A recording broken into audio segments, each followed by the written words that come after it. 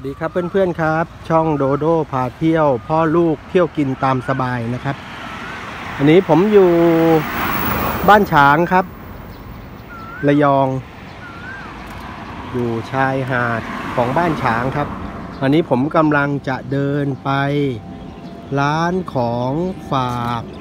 ที่มีชื่อเสียงที่นี่แต่เป็นร้านชาวบ้านนะครับร้านคุณลำดวนเจ๊ลำดวนนู่นครับอยู่ตรงนู้นเป็นร้านเล็กๆครับแต่ว่าของฝากอร่อยมีปลาหมึกมีอะไรดีๆครับหลายอย่างเดี๋ยวพาเพื่อนๆไปครับเดินไปร้านเจ๊ลำดวนครับอาหารทะเลแห้งมันก็เขียนไว้ป้ายอยู่ตรงนู้นครับร้านเจ๊ลำดวนเดี๋ยวผมเดินพาเพื่อนๆไปครับร้านเจ๊ลำดวนครับเป็นถนนเลียบชายหาดพลาครับเนี่ยฮะทะเลอยู่ทางนี้ชายหาดพลานี่ครับร้านเจ๊ลำดวนอยู่ตรงนี้ครับเจ๊ลำดวนอาหารทะเลแห้งปลาหมึกแห้งกะปิน้ำปลากุ้งแห้งนะครับโทร0817621257เข้าไปดูกันครับผมมีบ้านเพื่อนอยู่แถวๆนี้ฮะแนะนำว่าของฝากอะไรต่างๆเนี่ยร้านเนี้ยราคาไม่แพงแล้วก็ไม่เหมือนที่อื่นครับอาหารทะเลตากแห้งนี่ครับโอ้นี่ปลาหมึกครับ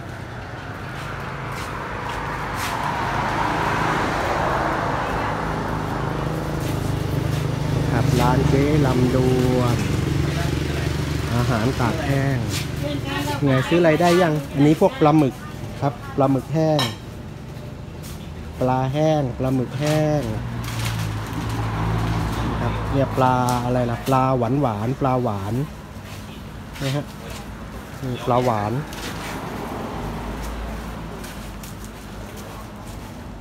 นี่ปลาทูหอมอันนี้เขาเรียกว่าปลาอะไรครับตัวเล็กๆเนี่ยฮะ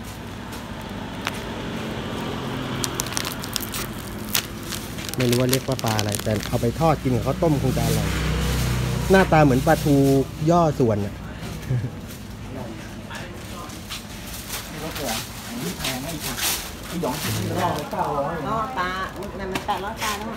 มีพวกปลาหมึกใช่ไหมครับมีปลาหมึกเดี๋ยวเราจะดูในตู้อ๋อนี่ปลาหมึกต่างๆใช่ไหมครับปลาหมึกต่างๆมีหลายแบบอย่างนี้เหมือนปลาหมึกเต่าทองใช่ไหมครับอันนี้เต่าทองไล่ขาวๆนี่อะไรครับอ๋อปลาหมึกแบบเกาหลีทำแบบเกาหลีมีรสต่างๆนานาอบจืดอบเผ็ดนี่เจ๊ลำดวนป่ะครับนี่เจ๊ลำดวนเองมีบ้านเพื่อนอยู่ข้างหลังเนี่ยครับเขาแนะนำโทรมาเขาบอกว่าเนี่ยให้มาซื้อที่นี่ขับมาจากสัตหีบไม้ตีเค็มอะไรเนี่ยอร่อยนะทำเองอ๋ออันนี้ที่ร้านนี้อะไรขายดีครับเจ๊ลำดวนครับมีปลาอินทรีเค็มปลากระป๋องปลาอินทรีเค็มปลาอินทรีเราทำเองอ๋อขอดูหน่อยครับเปิดดูครับเดี๋ยวไปซื้อปลาอินทรีเจ๊ลำดวนทำเองเดี๋ยวไปดูปลาอินทรีนี่ครับผมหาปลาอินทรีอร่อยกินกับข้าวต้มบางทีไปซื้อที่อื่นแล้วมันก็ไม่ค่อยดีเท่าไหร่แต่นี้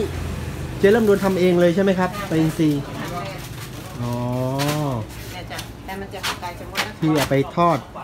กินข้าวต้มได้เลยใช่ไหมครับเราจะหั่นเป็นชิ้นอะไรจะเอาเป็นตัวอ๋อนี่มาเป็นตัวอยู่แล้ว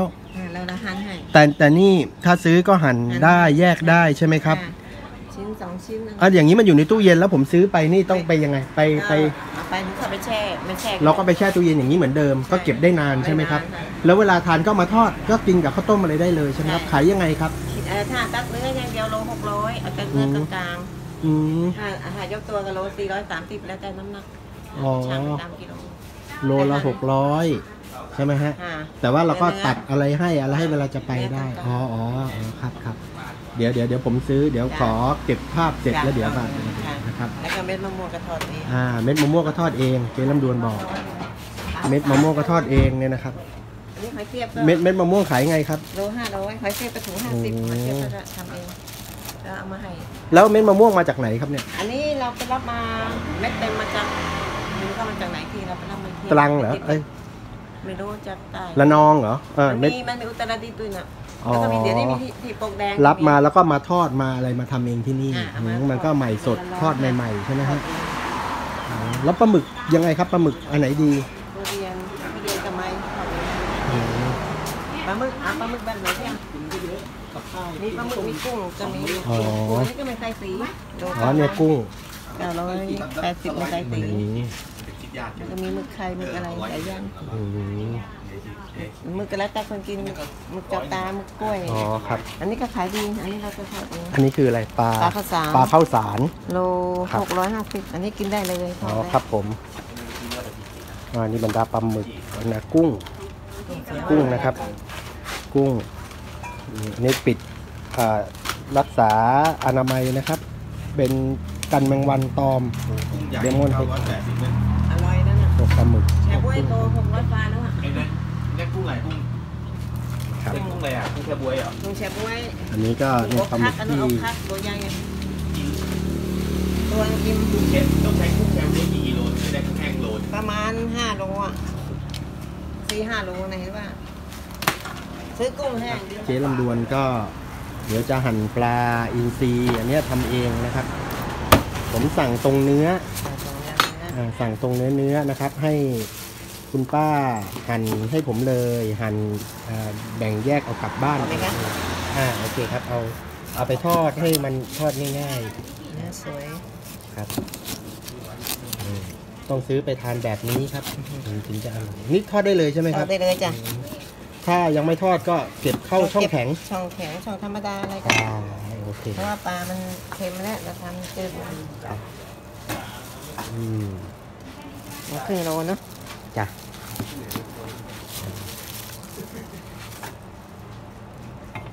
ครับโอเคอันนี้ใส่ถุงแยกเป็นชิ้นเลยนะฮะไปเก็บแล้วก็เวลาจะทานก็หยิบออกมาทีละชิ้นอย่างนี้น่าจะเก็บได้ถ้าแช่ตู้เย็นเก็บได้นานสักเท่าไหร่ครับนานบางคนเขากินหลายเดือนเป็นปีก็มีเป็นปีก็แช่ไว้นะก็แล้วก็หยิบออกมาวางไว้สักครู่แล้วก็ทอดออกมาล้างเลยตีกระดาษต้องล้างอีกไหมต้องล้างอีกไหมตีกระดาษแล้วก็มาล้างกระดาษล้างกระดาษออกครับห่อแล้วก็ใส่ถุงพลาสติกเป็นชิ้นไปนะครับนี่ครับปลาอินทรีน่ารับประทานมากสนนราคาปลาอินทรีของเจ๊ลำดวนนะครับเนี่ยเพื่อนๆสนใจก็ติดต่อได้นะครับราคาเท่าไหร่อะไรไงก็ตามนี้นะครับพอแยกแพ็คใส่ถุงเรียบร้อยเจ๊ลำดวนก็จะซีนให้แบบนี้เลยนะครับสะดวกเดี๋ยวเรากลับไปบ้านก็ไปเข้าตู้เย็นเวลาจะทานก็หยิบมาทอดหรือเอาไปฝากใครก็ไปซีเค็มจ้ะใช่ร้อนไหมไปซีก็ของเราได้เนี่ยปลาของเราไม่มีขายได้ของเราแพงมากมีไหมวันนี้ไม่มีไม่มีจ้ะนี่ครับมาซื้อร้าน